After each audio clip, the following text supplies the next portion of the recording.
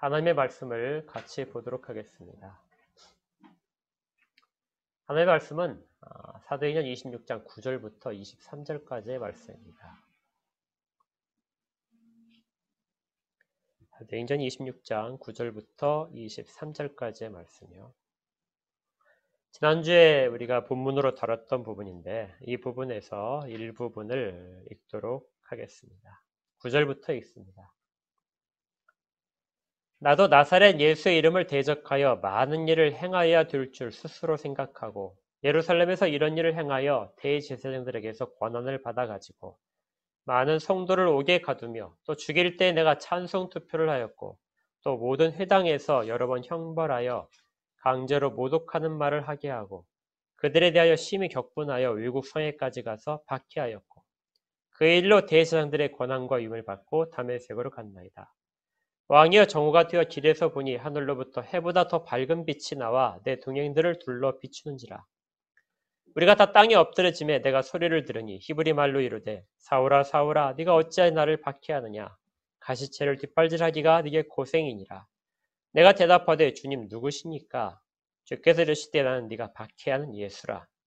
일어나 너의 발로 서라. 내가 네게 나타난 것은 곧 내가 나를 본 일과 장차 내가 네게 나타날 일에 너로 종과 증인을 삼으려 함이니 이스라엘과 이방인들에게서 내가 너를 구원하여 그들에게 보내어 그 눈을 뜨게 하여 어둠에서 빛으로 사탄의 권세에서 하나님께로 돌아오게 하고 죄사함과 나를 믿어 거룩하게 된 무리 가운데서 기업을 얻게 하리라 하더이다. 아멘. 참조 성경은 사도행전 7장입니다. 사도행전 7장은 여러분들이 찾아 놓으시고 책갈피를 해 놓으시면 좋겠습니다.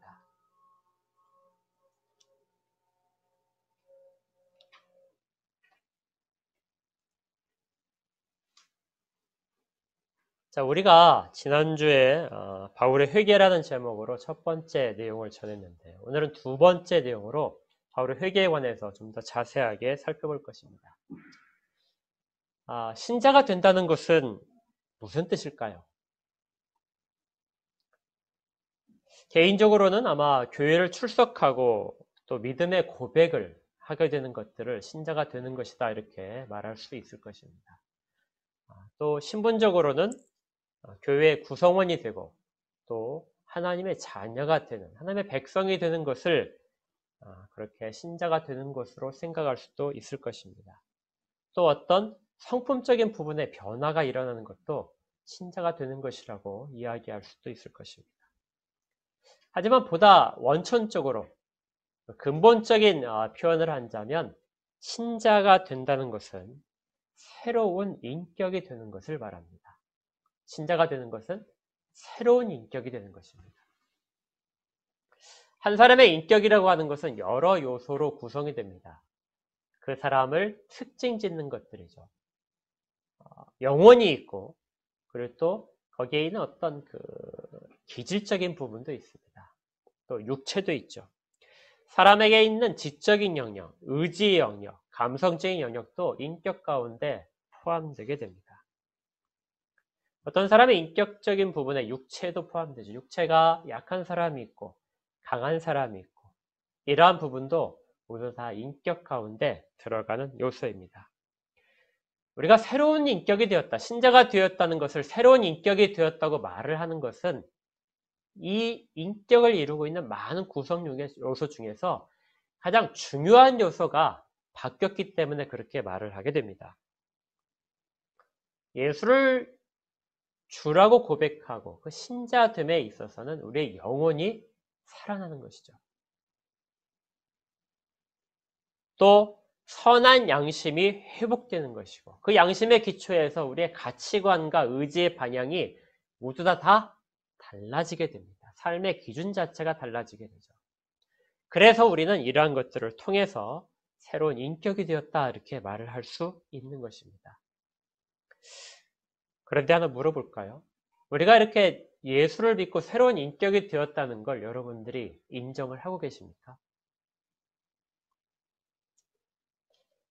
보통의 경우에 우리가 대부분은 인정하지 못하는 경우가 많이 있습니다. 스스로 새 인격이 되었다는 것을 인식하지 못하는 것도 있고요. 또 다른 사람의 이러한 질문들에 대해서 우리가 답을 하기가 매우 곤란해질 때 우리가 새 인격이 되었다는 것을 의심하게 됩니다. 어떤 부분이 있냐면요.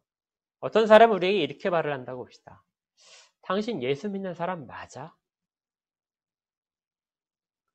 예수를 믿는데 왜 그렇게밖에 못해?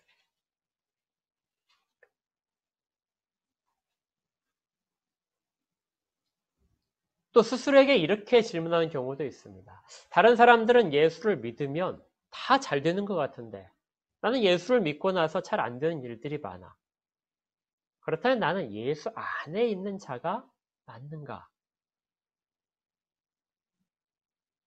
만약 내가 정말로 변한 자라면은 이 모든 것들이 다 이루어져야 되는데 그렇지 않는. 그래서 새 인격을 내가 가지게 되었다 하는 부분에 있어서 스스로도 인정하지 못하는 것들이 꽤 많이 있게 됩니다. 그러면 우리가 구원받았다는 것에 대한 회의감을 가질 수도 있겠죠. 왜 이런 일이 발생할까요? 어떤 경우에는 새 인격을 가진 것처럼 그렇게 하다가도 어떤 경우는 왜 새 인격이 없는 것처럼 그렇게 우리가 스스로도 반응하게 될까요? 이런 현상의 근본적인 이유는 아직 변하지 않는 부분이 요소가 있기 때문입니다. 성경에서 분명히 새로운 피조물이라 이야기하고 또 새 사람이라고 이야기하지만 우리가 새 인격을 가졌다고 이야기하는 부분 중에 많은 부분들은 아직까지 다 변하지 않고 남아 있습니다. 우리의 부패한 본성들은 여전히 우리 가운데 있죠. 육체도 변하지 않았습니다. 어떤 분이 그러시더라고요. 예수를 믿으면 머리 빠진 것이 납니까? 그렇지 않죠. 키가 작은 것이 더 커지지도 않습니다. 이런 부분들은 새 인격을 가졌다고 해서 바뀌는 부분이 아니죠. 성격도 그렇습니다. 성격의 많은 부분들은 예수를 믿고 새 인격을 가졌다고 해서 달라지지는 않습니다. 성격이 급한 사람이 예수를 믿게 됐다고 해서 성격이 느긋해지고 그런 경우는 거의 찾아볼 수 없습니다. 만약에 어떤 사람이 예수를 믿고 정말 갑자기 천재가 되어서 공부를 잘하게 되고 명문대에 합격을 했다. 이럴 확률과 그 사람이 예수를 믿고 갑자기 바보가 되어서 모든 것들을 잊어버렸다는 확률은 거의 같을 것입니다. 그만큼 예수를 믿어도 변하지 않는 부분이 있다는 것이죠. 주님은 그 부분을 사용하시게 됩니다. 그래서 모든 사람이 다 같은 모습이 아니고 다른 모습으로 주 안에 포함되게 되는 것이죠. 이처럼 우리 가운데 여전히 변하지 않고 남아있는 부분 때문에 우리 스스로도 그 부분이 워낙 크게 보여서 우리가 새 인격을 가지지 못했다 이렇게 말을 하게 되는 경우가 생기게 됩니다. 또 성경에서 아무리 반복적으로 이야기하더라도 우리 스스로 거기에 대한 인식이 없기 때문이죠. 너는 새로운 피조물이야. 너는 새롭게 되었어. 예수 그리스도 안에 있어. 예수 그리스도와 연합된 자 이렇게 말을 하지만 우리 스스로가 그거에 대한 지식과 인식들을 가지지 못하기 때문에 우리는 예수와 떨어져 있는 것처럼 생각하기 때문에 그래서 새 인격에 대한 확신을 가지지 못하는 것입니다. 어쩌면 이것이 우리가 가진 신앙에 있어서의 개인적인 세속화일 수도 있습니다. 우리는 교회가 세속화됐다 이렇게 말을 하기도 하고 또 기독교 전체가 세속화되었다 말을 하기도 하지만 우리 개인의 신앙도 우리가 모르는 사이에 사실은 세속화되어 있는 부분이 있습니다. 다른 사람이 보는 시각으로 조금 더 성격이 좋아지는 것으로 우리의 사업이 잘 되는 것으로 우리의 신앙을 판단하려는 것도 우리의 신앙의 세속화에 관련된 부분입니다. 완전히 떨어져서 존재할 수는 없지만 그것이 우리의 신앙을 판단하는 기준, 새 인격을 가졌다는 것에 대한 판단 기준은 될 수 없는 것이죠. 그런데 성경에 보게 되면 이러한 새 인격을 가졌다는 그러한 부분에 대한 정말 이 사람은 이렇게 정말 새 인격을 가졌구나 하는 그러한 예를 보게 됩니다. 그러한 사람이 바로 우리가 오늘 본문에서 보는 바울입니다. 바울은 지금 유대인과 그리고 아그리빠 왕과 총독 베스도 앞에 서 있습니다. 그리고 이방인들 앞에 서 있죠. 그가 지금 이야기한 부분은 내가 과거에 이러한 인물이었다 하는 것입니다. 만약에 바울의 지금 현재의 모습을 보는 사람이, 현재의 모습만 알고 있는 사람이 바울이 이렇게 이야기하는 것을 처음 들었다면 아마 상상하지 못했을 것입니다. 어떻게 지금 기독교를 대표해서 재판을 받고 핍박을 받는 자리에 있는 사람이 어떻게 이전에는 기독교를 핍박하던 자의 자리에 서 있던 사람인가? 어떻게 이렇게 바뀔 수 있는가? 이전의 모습을 알고 있던 사람들은 더 믿을 수 없었을 것입니다. 왜 무엇이 바울을 이렇게 변하게 했을까? 어쩌면 바울도 스스로에게 그런 질문을 계속 했을지도 모릅니다. 왜 나는 이렇게 바뀌어야 했을까? 우리는 지금 앞에 2주 동안에 이 질문에 대한 것들을 답을 했었습니다. 바울을 변하게 한 건 무엇보다 부활하신 주님 가운데 그가 새 생명을 얻었기 때문이죠. 그의 영혼이 다시 살아나자 죄에 관한 일들을 깨닫게 됐습니다. 무엇보다도 그를 살리신 분은 주님이시죠. 그래서 그는 부활에 대한 은혜를 체험했던 자입니다. 그리고 그는 회개를 했었죠. 지난주에 우리가 다뤘던 부분, 바울의 회개입니다. 어떤 육신적인 슬픔의 표현이 아니라 철저한 그의 이전에 있던 과거에 대한 돌이킴, 그리고 하나님께로 돌아와서 주를 믿게 된 자로 사는 것. 이것이 바울이 한 회개였습니다. 이런 것들이 바울을 완전히 새 인격의 사람으로 이끌어갔던 것이죠. 오늘은 이제 그 뒤에 있는 부분, 바울의 새 인격에 관한 부분을 세 번째를 다룰 것입니다. 먼저 이런 질문을 먼저 하나 드리고 설교를 진행하려고 하는데요. 혹시 여러분들은 성경을 읽으면서 이런 생각을 해보신 적은 없습니까? 왜 하나님이 바울에게 조금 더 일찍 나타나시지 않았을까? 스데반을 죽이는 자리에, 그 자리에 있기 전에 하나님이 바울을 만나셨다면, 주님이 바울을 만나셨다면 바울은 적어도 스데반을 죽이는 일에 찬성하진 않았을 텐데, 또 수많은 그리스도인들을 핍박하고 가두고 그의 신앙을 변절시키기 위해서 했던 모든 일들을 하기 전에 주님이 바울을 만나셨다면, 그러면 훨씬 더 바울은 주 앞에서 일찍부터 잘 쓰이지 않았을까? 우리도 그런 혹시 질문을 하지 않습니까? 내가 이전에 조금 더 주님을 일찍 만났다라면, 교회를 일찍 다닌 것이 아니라 주님을 조금 더 내가 일찍 만나고 그 은혜를 조금 더 일찍 체험했더라면 나의 인생이 지금 완전히 달라졌을 텐데 왜 주님은 왜 꼭 그때에서만 나를 찾아오셨을까? 왜 바울을 왜 다메섹으로 가는 길에서 그때 찾아오셨을까? 이런 질문은 사실 성경에 아주 넓게 퍼져 있는 질문입니다. 왜 하나님은 아브라함을 99세나 돼서야 찾아가셨을까요?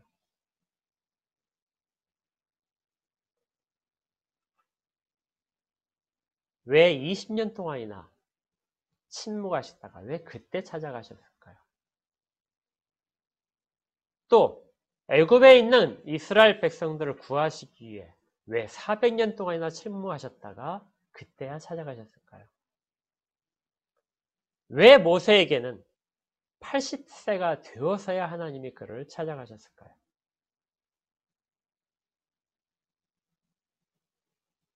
왜 주님은 이렇게 우리 가운데 우리가 원하지 않은 시간에, 우리가 가장 적합한 시간이라고 생각되지 않는 시간에 찾아가시고 계실까요? 이 질문에 대한 답은 우리가 궁극적으로 다 내릴 수는 없을 것입니다.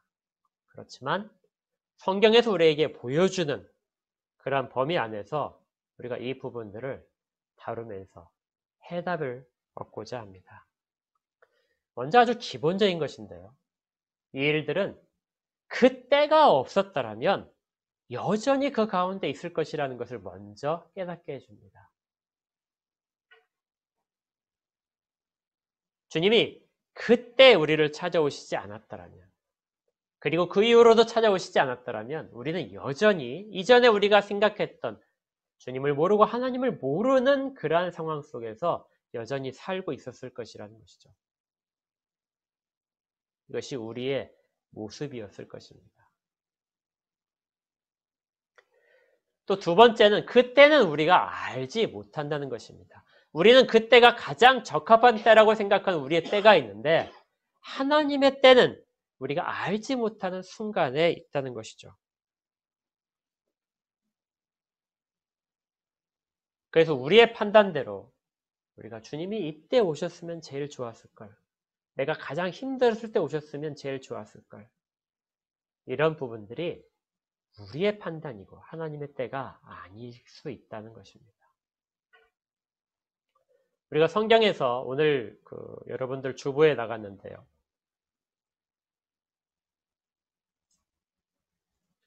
주보에 에스겔서 39장에 관한 내용이 나타나는데요. 에스겔 39장의 내용을 조금 살펴보도록 하겠습니다. 에스겔 39장 25절부터 이런 내용이 나옵니다. 내가 이제 내 거룩한 이름을 위하여 열심을 내어 야곱의 사로잡힌 자를 돌아오게 하며 이스라엘 온 족속에게 사랑을 베풀지라. 그들이 그 땅에 평안히 거주하고 두렵게 할 자가 없게 될 때 부끄러움을 품고 내게 범한 죄를 뉘우치리니 많은 민족이 보는 데에서 그들로 말미암아 나의 거룩함을 나타낼 때라.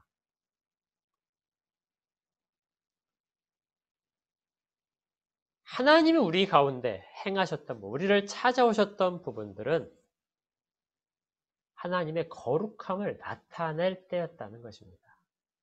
그런데 그것이 언젠가는 몰랐죠.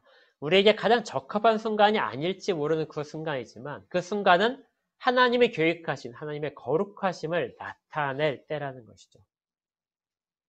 하나님이 찾아오시지 않았더라면 이스라엘 백성들은 사로잡힌 자 가운데서 여전히 있어야 됐을 것입니다.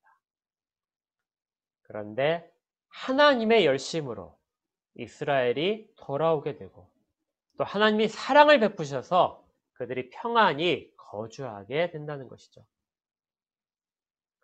그런데 묘하죠. 우리가 보통 우리의 어려운 순간 가운데서 하나님께 회개하고 돌아온다고 생각하지만 하나님께서 하시는 말씀은 다릅니다. 내가 그들을 평안히 거주하게 하고 두렵게 할 자가 없게 되도록 만들 텐데 그때 되어서야 비로소 너희들이 부끄러움을 품고 내게 범한 죄를 뉘우치게 될 것이다. 우리는 환란이 찾아오면 회개할 것이라고 생각하는데요. 주님은 먼저 회복시키시고 그리고 회복 가운데서 부끄러움을 깨닫게 하셔서 이전의 모습이 어떠했는가를 부끄러움을 깨닫게 하셔서 죄를 뉘우치도록 하신다고 말씀합니다. 그리고 그때가 비로소 나의 거룩함을 나타낼 때라는 것이죠.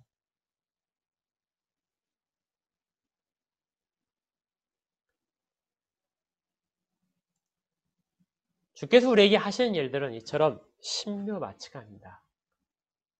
하나님의 거룩함을 나타내는 때는 우리가 알지 못하는 때일 수도 있기 때문이죠. 이제 조금 더 깊이 한번 생각을 해봅시다. 왜 꼭 그때 해야 되는가?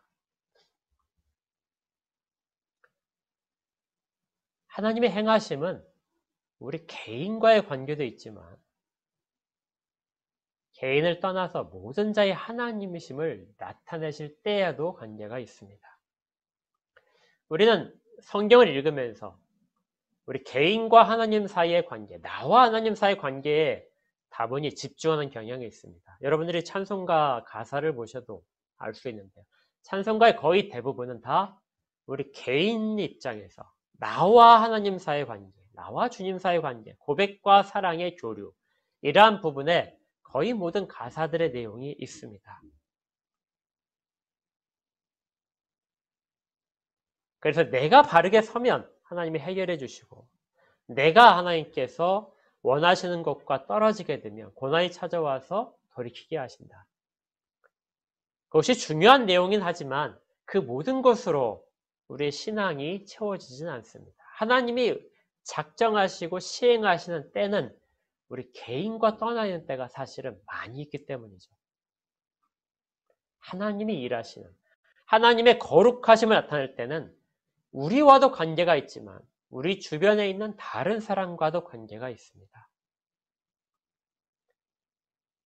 내가 생각하기에 가장 좋은 때, 가장 적합한 때는 실제로는 다른 사람이 가장 좋지 않은 때일 수도 있습니다. 하나님은 모든 자의 하나님이시기 때문에 그 모든 것들에 대해서 최고의 순간에, 그리고 하나님의 거룩하심을 나타낼 순간에 하나님은 계획하신 일들을 하십니다. 우리는 다른 사람과 떨어져 있지 않습니다. 신앙에 있어서도 마찬가지고요. 우리는 하나님과 직접적으로 연결되어 있지만 또 하나님 안에서, 주님 안에서 다른 자들과 연합되어 있습니다.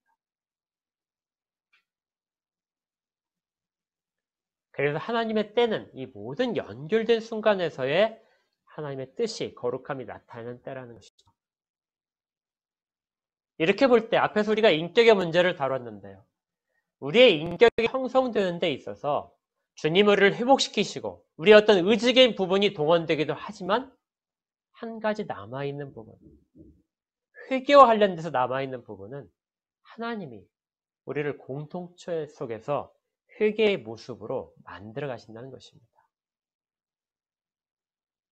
우리의 인격이 새 인격에 걸맞도록 변화되는 것은 주님이 시작하시고 그 모든 과정은 관계 속에서 진행되게 됩니다.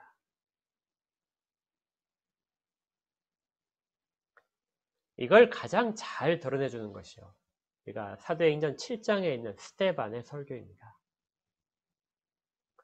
사도행전 7장은 스데반이 구약의 내용들을 요약해서 이야기해주는 부분입니다. 아브라함부터 시작해서 요셉, 모세, 다윗 이렇게 진행되는 일련의 과정을 이야기하는데요. 그때도 제가 이제 설교를 한 적이 있지만 우리가 살펴볼 때 이 인물들의 공통점은 무엇이었을까요? 요셉을 들게 되면 사도행전 7장 9절에 보니까 요셉을 하나님이 꿈을 통해서 하나님이 세우시는 자로 이렇게 되어 있지만 9절에 이렇게 되어 있습니다. 여러 조상이 요셉을 시기하여 애굽에 팔았더니 하나님이 그와 함께 계셨다.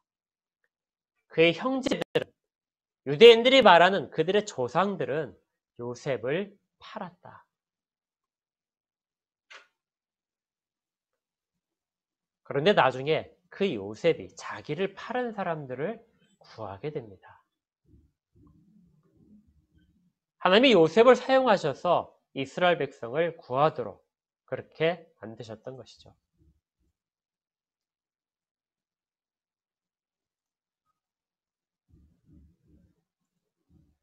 창세기 45장 7절에서 8절에 이런 구절이 있습니다.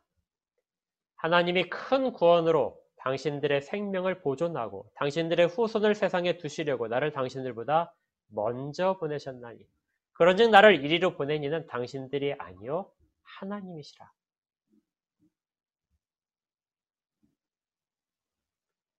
하나님이 요셉을 보내셨다는 거였죠. 그래서 요셉은 자기를 시기해서 팔아버렸던, 죽이려고 했다, 또 팔아버렸던 그 모든 형제들을 용서하게 됩니다. 그들을 위하여 나는 여기에 보내졌던 것이다.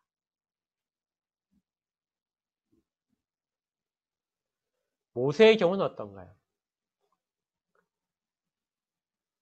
모세가 이스라엘 백성들을 구하려고 하자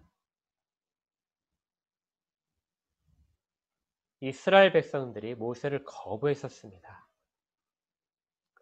누가 너를 우리의 판단자고 재판장으로 우리에 세웠느냐? 네가 우리를 왜 좌지우지하려고 하느냐? 그래서 모세가 그들로부터 쫓겨나서 광야로 갔던 것이죠. 그런데 하나님은 그 모세를 버렸던 이스라엘 백성들 가운데로 다시 가라고 말씀하십니다. 그리고 그 속에서 모세는 그들을 위하여 모든 모욕을 참아내게 되죠.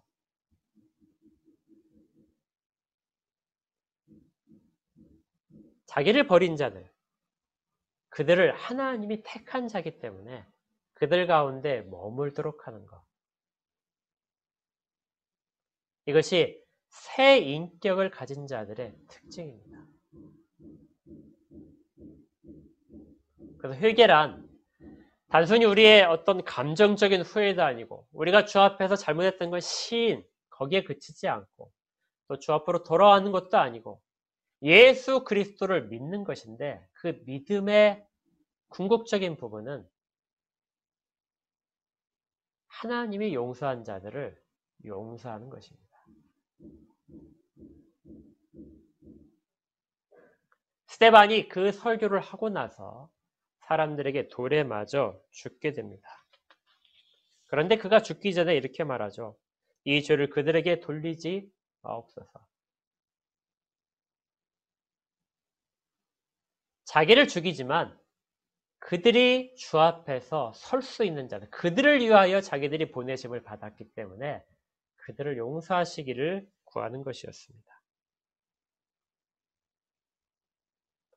이처럼 회개라고 하는 것은 주께서 우리를 근본적으로 부활시키셔서 영혼의 부활을 가지고 주를 바라보게 하시고 또 우리 마음 가운데 감동을 주셔서 회개하는 것이기도 하지만 궁극적으로는 누군가를 용서하도록 하는 부분이기도 합니다. 우리가 누가복음 15장을 지난주에 했었는데요. 누가복음 15장에 등장하는 그 돌아온 탕자의 비유는 세 인물이 등장하죠.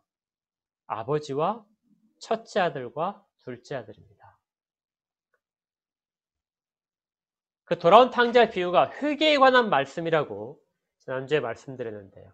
그 회개의 순간에 회개에 참여하지 못한 자가 누가 있다고 했죠? 첫째 아들만 참여하지 못합니다. 그는 무엇을 못하고 있죠? 자기의 동생을 용서하지 못합니다. 아버지도 용서했고 그 둘째도 돌아와서 주 앞에서 용서를 구했는데 아버지 앞에 구했는데 첫째는 용서하지 못합니다. 용서하지 못하는 자들은 주 앞에서 진정으로 회개한 자라고 말을 할 수 없습니다. 스데반이 죽으면서 보여줬던 모습이 그거였고요.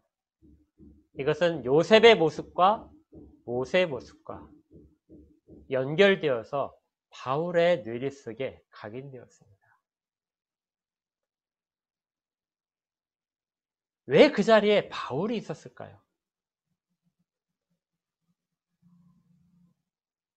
그 연장선상에 바울이 있어야 되기 때문에 그렇습니다.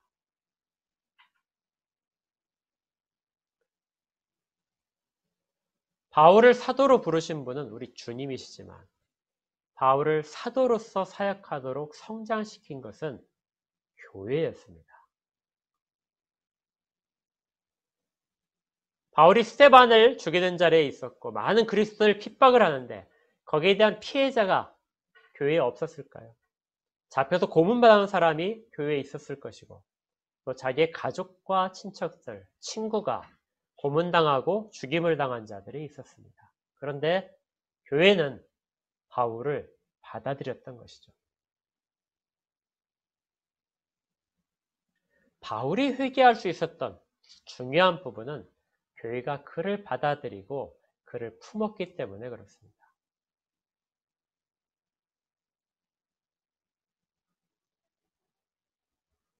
우리가 교회의 머리가 주님이라고 하고 우리 모두가 다 주에 연결된 자들이라고 할 때 주께서 용서하셨다면 그러면 교회는 그를 용서해야 됩니다.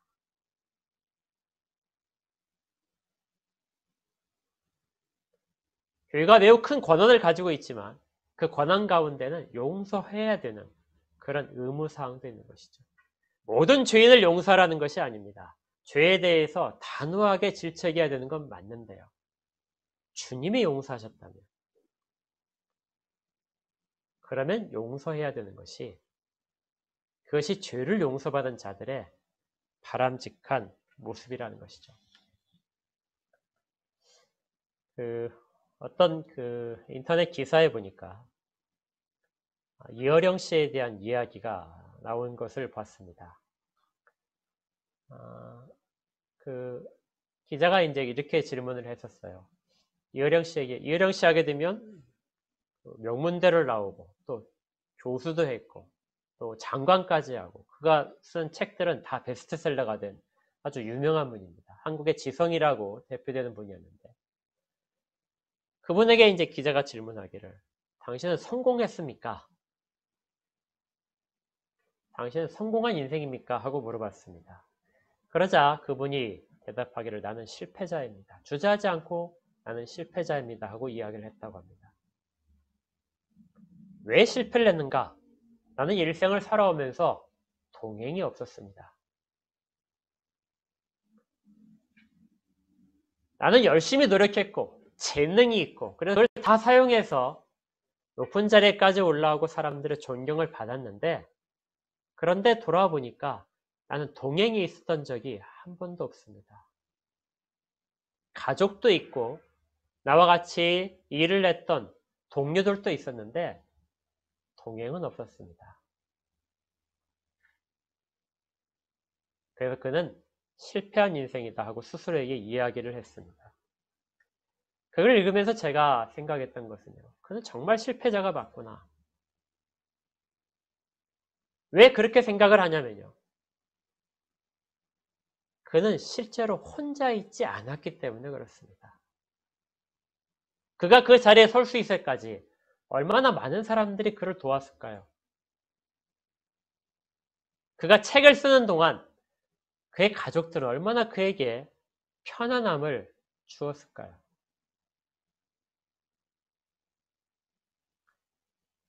그가 그만한 지성을 갖추기까지 그의 자질도 있었겠지만 얼마나 많은 사람들이 그에게 가르침과 영향을 주었을까요? 우리가 가진 모든 부분들은 사실은 누군가의 영향으로부터 받은 것입니다. 우리가 인격이라고 이야기하는 부분들은 그렇게 형성된 것이죠. 그런데 그가 그걸 아직도 모르고 있다면 그는 정말로 실패한 사람입니다. 동행이 없어서 실패한 것이 아니라 그 사실을 여전히 모르기 때문에 실패하는 사람이죠. 우리 모두는 사실은 이렇게 형성된 인격을 가지고 있습니다. 우리 개인의 자질이나 노력으로 무엇을 얻는 것이 아니라 누군가가 그 부분들을 우리에게 제공을 했기 때문에 우리가 현재 인격과 현재 위치에 서 있는 것이죠. 그래서 어느 누구도 스스로를 자랑하는 것이 사실은 부끄러운 일입니다. 일반적인 세상의 이치가 그렇다면 우리가 주 안에서 다시 태어남으로 갖게 된 새로운 인격은 어떨까요? 우리는 궁극적으로 주의 은혜로서 살아났습니다. 은혜를 잊고 나서는 우리는 여전히 실패한 인생이라는 생각에서 벗어날 수가 없습니다. 주의 은혜를 깨달을 때만 우리는 실패자로부터 벗어나게 되죠. 또 우리의 비참했던 상황, 주 없다면은 우리가 어떤 상황이었을지 다 인식도 없다면 우리는 여전히 실패한 자일 것입니다. 그런데 한 가지 더요. 우리를 그렇게 성장시킨 우리 주변에는 신앙의 본을 보인 사람들. 물론 어떤 사람들은 나쁜 의미로 사용됐을 수도 있습니다. 우리를 연단시키기 위한 도구로 사용된 사람도 있었을 것입니다. 그러자 그 모든 일을 통하여 주님은 우리를 현재 이 모습으로 빚어내셨습니다.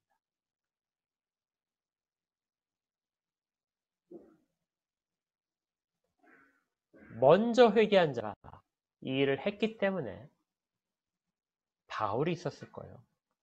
먼저 이 사실을 깨달은 요셉이 자기 형제들을 용서했기에 그래서 이스라엘이 존재했고요.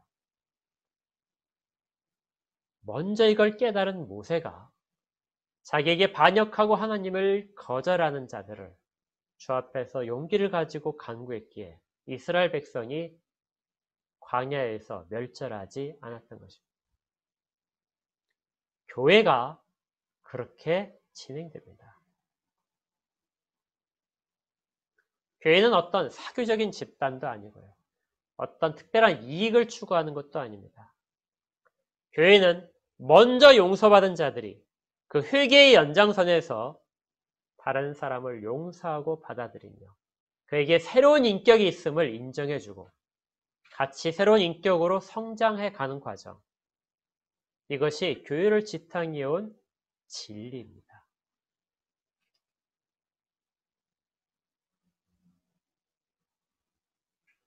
이 일들이 이루어지지 않는다면 교회는 교회로서의 모습을 가지고 있지 못한 것이죠. 그리고 그는 진정으로 예수 그리스도를 믿는다고 말할 수 없을 것입니다.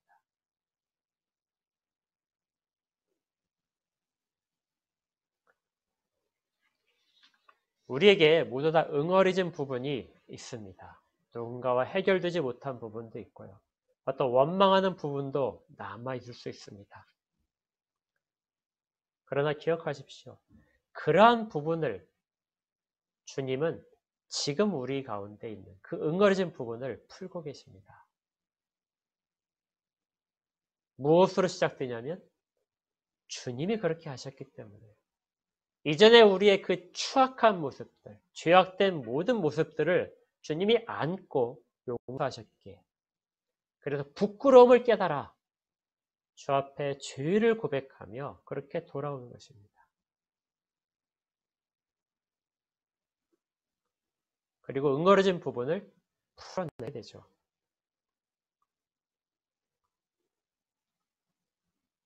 이런 한 사람의 돌아옴은 누군가의 기다림과 눈물 속에서 이루어집니다. 바울이 지금 아그리빠 왕 앞에서 이방인들 앞에서 그렇게 서 있을 수 있는 것, 이것은 교회가 그를 그렇게 성장시켰기 때문입니다. 우리 가운데 누군가에게는 교회가 이런 대접을 해야 됩니다. 이런 것들을 통하여 누군가가 돌아올 것입니다. 그리고 그가 또 그 자기가 받은 은혜들을 누군가에게 베풀 것입니다. 이것이 진정으로 회개한 자들의 모습, 회개에 합당한 일을 하는 모습, 예수 그리스도를 믿는 모습.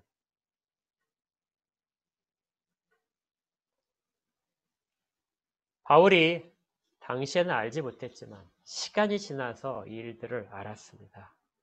스데반을 죽이는 자리에서는 그는 몰랐지만 나중에 그가 스데반의 자리에 서 있을 때 그는 그 일들이 어떻게 이루어지는지를 알았습니다. 신앙의 길은 어리석게도 항상 이렇게 뒤에 가서야 우리가 그런 상황에 되어서야 깨닫는 경우가 많이 있습니다. 그 이전에 깨달으면 얼마나 좋을까요? 주께서는 바울을 그가 어미 태중에 있을 때부터 기억하시고 택하셨는데 그리고 가장 거룩한 때에 바울을 부르셨습니다. 우리가 주의 일하심에 대해서 다 알진 못하고 또 주의 그 일하시는 그 신묘막측한 일들에 대해서 깨닫지는 못하지만 주님은 언제나 주님의 거룩함을 드러내실 때 그리고 모든 자들 가운데 가장 적합한 때 교회가 바울을 감당할 수 있을 만큼 신앙이 성숙했을 때 그때 바울을 부르셨던 것처럼 우리도 부르셨습니다. 누군가 우리를 그렇게 품어줬기에 우리가 여기에 있는 것이죠. 이걸 앞으로 다른 사람에게 해야 됩니다. 그리고 끝없는 우리의 관계 속에서 서로가 서로를 격려하고 같이 가야 됩니다. 이 일이 우리 한특교회 가운데 있기를 축복합니다. 그리고 또 여러분들 각자의 가정 가운데, 삶 가운데 어디에 있든지 간에 일들이 여러분들을 통하여, 여러분들의 주변과의 관계를 통하여 일어나기를 바랍니다. 그러면 그리스도가 드러나게 됩니다. 함께 기도하겠습니다. 하나님, 하나님의 크신 가운데 저희를 이끄시고 이루어가시는 과정이 있음을 깨닫게 됩니다. 저희들이 판단할 때에는 최고의 순간이 아닐지 모르지만 하나님이 저희를 통하여 하나님의 거룩하심을 나타내기에는 가장 좋은 때 저희를 부르시고 계심을 깨닫습니다. 또 저희의 새롭게 창조된 인격들이 성장해 가는데 홀로 두시지 않고 교회 가운데 주셔서 돕는 자들의 손길을 통하여 다듬어지고 자라고 있음을 깨달아 감사를 드립니다. 서로가 서로에게 이렇게 도움이 되도록 하시고 주의 손에 붙잡힌 바가 되도록 도와주시옵소서. 그래서 주 앞에 정말 회개에 합당한 일들을 하는 자들로 우리 다 이끌어 주시기를 원합니다. 그렇게 모여서 각자의 개인이 신앙이 더 확고해지고 또 교회가 든든해지고 또 그리스도인을 모든 모임들이 더 정말 깨끗해지는 그러한 것들을 소망합니다. 주께서 도와주시옵소서. 예수 그리스도 이름으로 기도합니다.